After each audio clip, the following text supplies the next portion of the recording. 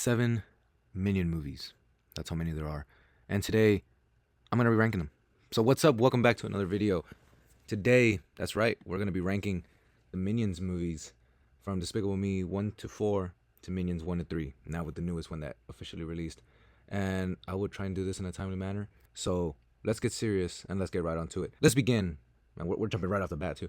Let's begin with the worst Despicable Me movie. And that's going to be Despicable Me 4. Yeah, listen, okay, there's no bad Despicable Me or Minion movie. Like, there's not a bad one. But there are a lot of nonsensical ones, a lot of middling ones. And I believe Despicable Me 4 is just a blend of both of those things. It's just a mid-movie with so much going on, yet it's not even memorable. And a waste of a talent, waste of ideas. And it just also felt like false promotion. I mean, you remember the posters everywhere just promoting the superhero minions, and that just went nowhere, did nothing to the plot. The villain in this film is voiced by Will Ferrell and Sofia Vergara is his wife, and they were so unmemorable, so weird. He turns into a cockroach at a point.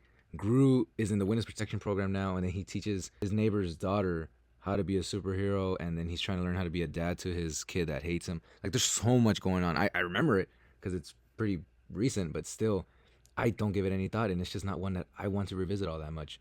And now let's move up higher with Minions. I will say Minions. This is a little tough because I was thinking Minions and the next option, and Minions is just due to nostalgia. But yeah, Minions is for it being an hour and a half film, it feels way longer than it is. The story is a little all over the place, which is every Minion movie, but it's just a little too all over the place, and it's just trying to explain their origin, and yet does so in a weird fashion where it kind of fast forwards their adventures with bosses and things like that, and they're in a cave. So we follow 3 minions trying to find a boss, and then all the minions come out. And then, listen, it's good. It's a all right movie. But for this to be the official Minions movie, like the first one to come out, it was a doozy. But you have great voice castings. I mean, and Sandra Bullock plays a great villain, someone you do not root for, and just hope the minions can get away from. And also, there's a twist of a century in this movie with Herb. Crazy. But other than that, there's just not really much going on for it. The jokes don't really land. There's too much nonsense going on. And it just isn't too rewatchable of a movie. Yeah, I would say that's next on the list. But even though it is a pretty good film, there's just way too many cons that lower it down. And now I'm going to say the exact same thing about Despicable Me 3. I remember watching this the first time around, and I was a little disappointed. I'm like, wow, that's it. And then just rewatching it, it did go up a little bit more. But it's just, the humor is off. And it's just weird. It's just a weird movie. The villain is fun, especially as a South Park fan, seeing Trey Parker portray this 80s washed up actor with all the text and all the gadgets like that. That's sick. Someone that can go head to head to Gru. But then he disappears for the majority of the movie, and Gru's finding his twin brother. That's so random that he has, but I mean, I guess that's cool. And it's cool, like Gru and Drew's what a name, their story is fine, like, trying to bond with your brother, trying to be like your older brother, and things like that. And there's little morals of the story that are there. But then his wife and his daughter, like, that subplot I really do not care about. And then they find a unicorn somehow, but it's just a go, like, that's just too stupid, man. And then it's just a movie that, again, is super short in runtime, and yet it feels so long, and it feels like it's going nowhere until, like, the last act. And then plus the minions are sidelined for the majority of this film, and they go to prison, which is still a funny scene. Yeah, and then the soundtrack, I will say, is probably one of the best in Despicable Me 3, so that kind of raises it up a little bit. It's a fun movie. Again, this is more of the middle pack. Like, it's just, there's so many cons that weigh the movie down, but it is still memorable, and it's still a pretty fun movie. It's still funny that Gru pulls out a gun and it squirts water. Like, what did he expect, to blow the dude's brains out? Like, Jesus Christ. Anywho, still a pretty good movie. Rewatchable, sure, I guess, but not on the upper echelon of the rest of the movie. So let's move on to the Minion movies, man. So let's move on to the latest movie, Minions and Monsters. I think this movie was very sweet. It was a great movie. And then we're following new minions in this movie, James, Henry, and Ed. And they're fine for what it is, they're very, except especially James, like, he's someone that you can easily root for. And if anyone's in the movie space or trying to develop their own little project, anyone trying to develop their own little project, people counting you out, and you have those hopes and aspirations and people helping you out. It was very cool to see that type of story in a Minions perspective, and it's still fun. Like, there's still a lot of gags in this movie.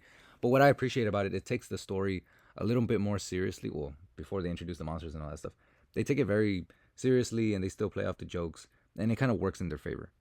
So yeah, I think this was like a little fresh air into the Minions franchise, and I feel like it was necessary. It was needed. And for a movie with a short runtime, this movie felt like it was breezing by, and that's also to its fault too. That feels like the movie is racing towards the end once you introduce side characters and side plots that ultimately they do come together, but they just feel way too random when they're happening, and you're like, what the hell? I find myself saying this in majority of the Despicable Me movies. What the hell is going on? But I say that behind laughter, so at least I'm having a good time with these movies. And this movie is no different. It is newer. I do recommend you check it out. It is a fun movie, and it's a better Minion movie. It is one of the highest. I think it is the highest Minions movie on Rotten Tomatoes, like rating wise, box office wise. It is struggling a little bit. Man, audiences don't know what they want. Man, you get a good Minions movie, and people are like, "Yeah, I'm gonna skip that one." Like, but then again, I'm gonna have to put the hilariosity, if is that even a word, over the newer one. Maybe the newer one will grow over time, but due to recency bias, I think I'm gonna stick it right in the middle. So speaking of hilariosity, if that's even a word, let me look it up. Yeah, it is a word. Wow. Hilariosity is often used as a playful variation of hilarity, referring to extremely funny or merry content. Minions: The Rise of Gru. And listen, there are a lot of faults in this movie, and I've seen it on rewatch. The villains suck. They're just way too goofy, and there's way too many of them. What really takes a hold of this movie is Gru, little Gru. You're following the minions as they work for a tiny Gru, tiny boss, and you're just invested in that story. At least I was. And that's what puts it over the top. It's a story that we wanted the Minions film to be the first time around. For the most part, it is fun. It's a fun, wacky, random story. There's so many random things going on, but they ultimately do blend together by the very end. And it's two stories. You're following the Minions, the main trio, Kevin, Stuart, and Bob, which I do commend Minions 2015 for introducing us to memorable characters, likable characters. So maybe that does push it over the top, maybe a little. It's a movie that has a lot of heart. It wears it on its sleeve. It's so funny. Like, I remember I was crying laughter watching this movie. Even the references to old times, that kind of adds something to the film. And I think it's one of the better Minions movies. It is the best Minions movie, but that's not really saying a lot because the movies are pretty much in the same playing field if you think about it. They all have faults. They all have very high highs. They're just fun times. They're more for little kids, but I think this movie is more for adults too, like something that they can relate to, something that they can point out and they're like, oh shit, like I know that. And it's cool just seeing the building blocks, like the origin stories of different things, like how Gru met Nefario, how he got his freeze ray, how he got his jet, even his house, I think, right? Doesn't he take that house over from the old guy? And plus that relationship is fun too. Gru with the older guy, what's his name, Red Bandit, no, I don't know, I'll put it on the screen probably. They explicitly tell you what they're trying, what the message is of this movie, finding your tribe, and not doubting them, never letting go, and not sidelining them. Like, that's a good story for kids to know. So yeah, I'd say Minions: Rise of Gru goes in that position. Now where are we now? We're in Despicable Me 4, Minions, Despicable Me 3, Minions and Monsters, and you got Rise of Gru 5. That means there are only 2 movies left. And come on, this is pretty obvious where we're gonna go. Number 2, Despicable Me 2. That movie is a fun sequel. It's a great movie that adds on to the first movie. Like, you get to see Gru now less like a supervillain and more of a superhero James Bond type of role where he's a spy and he's helping out the AVL. Like, when we get the introduction of the AVL and it sticks, or he meets his wife and then he meets the new boss. Like, the jokes are funny, it's memorable. Also, I grew up with it, so that does add points to that movie, and I think it still is funny. Like, the villain is he's evil, he's weird, but he's pretty funny. And plus, Benjamin Bratt voicing this guy, like, it just adds more to it. And plus, like, the memes online too, like what happens to the minions in this movie, like, they do feel sidelined a little bit, but at least you feel like they're in danger, like they're getting turned into these mutant things. It feels like a natural Despicable Me movie. There's so many plot points that stick together, and it feels like a natural flowing story. Before Illumination, I don't know what happened, just started losing their treads a little bit. And then you can count that back to Minions, where Minions just felt like random side adventures that turned into a movie.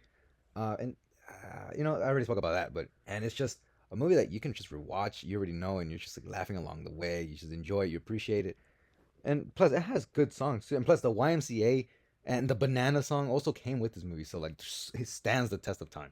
But speaking of something that stands the test of time, it's number one, Despicable Me, the one that started this entire franchise, and yet Illumination can't seem to find that pinnacle again.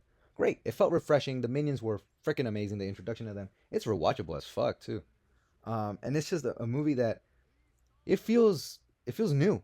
It feels like such a Despicable Me movie. You got Gru doesn't want to be a villain. He's so many people just being cruel to him, and it's like, of course he's gonna become a villain. But then he changes his ways. He finds the girls, and then like it's funny too. Like, there's so many gags in this movie that are fucking hilarious. Like him calling Doctor Nefario, and him not uh, uh and him not knowing who it is over the phone. I'm going to need a dozen tiny robots disguised as cookies. Cookie robots. Or Vector just being Vector. And honestly, he taught me what a vector meant. Like back in physics, I was like, hey, I know what that means thanks to this guy.